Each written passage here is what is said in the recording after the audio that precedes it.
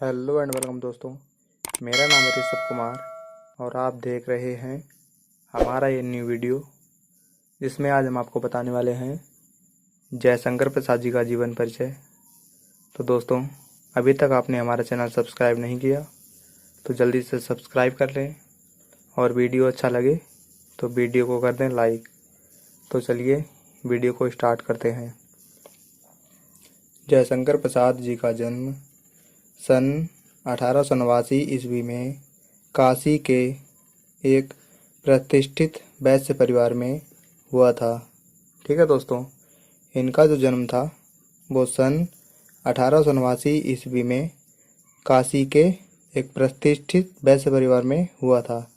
ठीक है दोस्तों, एक वैश्य परिवार का मतलब होता है, आप किसान भी कह सकते हैं, व्यापारी भी कह सकते हैं। ठीक है दोस्तों, या फिर आप अपने तरीके से लिख सकते हैं जयशंकर प्रसाद जी का जन्म सन 1889 ईस्वी में काशी के एक किसान परिवार में हुआ था। ठीक है दोस्तों, आप ऐसे भी लिख सकते हैं। तो चलिए आगे बढ़ते हैं। इनके पिता का नाम देवी प्रसाद तथा माता का नाम मुन्नी देवी था। ठीक है दोस्तों, इनके जो पिता का नाम था वो देवी प्रसाद था तथा माता का नाम मुन्नी देवी था। ठीक है दोस्तों, चलिए हम एक बार फिर से देख लेते हैं।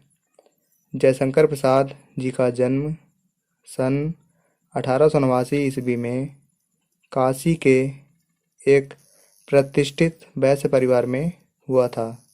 इनके पिता का नाम देवी प्रसाद तथा माता का नाम मुन्नी देवी था। ठीक है दोस्तों, चलिए आगे बढ़ते हैं। ये तंबाकू के एक प्रसिद्ध व्यापारी थे। ठीक है दोस्तों, इनके जो पिता थे वो एक तंबाकू के एक प्रसिद्ध व्यापारी थे। ठीक है दोस्तों, चलिए आगे बढ़ते हैं। बचपन में ही इनके पिता की मृत्यु हो गई। जब ये छोटे थे तभी इनके पिता की मृत्यु हो गई। ठीक है दोस्तों, पिता की मृत्यु हो जाने के कारण इनकी प्रारंभिक शिक्षा घर पर ही हुई।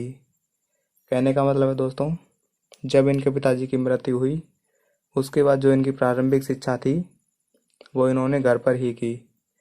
ठीक है दोस्तों, चलिए आगे बढ़ते हैं। इन्होंने घर पर ही हिंदी, अंग्रेजी, संस्कृत, उर्दू, फारसी आदि भाषाओं का अच्छा गहन अध्ययन किया। ठीक है दोस्तों, इन्होंने घर पर ही रहकर हिंदी, अंग्रेजी, संस्कृत, उर्दू, फारसी आदि भाषाओं का अच्छा गहन अध्ययन किया। ठीक है दोस्तों, आपको समझ तो आ ही रहा होगा। तो चलिए आगे बढ़ते हैं। इनका बचपन बड़े ही सुख से बीता, किंतु दानशीलता के कारण ये ऋणी हो गए।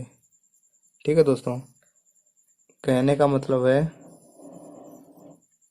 कि इनका जो बचपन था वो बहुत ही सुख से बीता, किंतु दानशीलता के कारण ये ऋणी होते चले गए।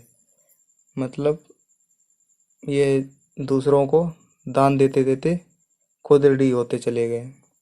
ठीक है दोस्तों, तो चलिए आगे बढ़ते हैं।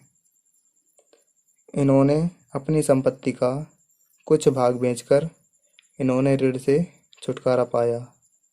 ठीक है दोस्तों, इनकी जो संपत्ति थी उसमें से इन्होंने कुछ भाग बेच दिया, जिससे इन्होंने अपना कर्ज चुकाया।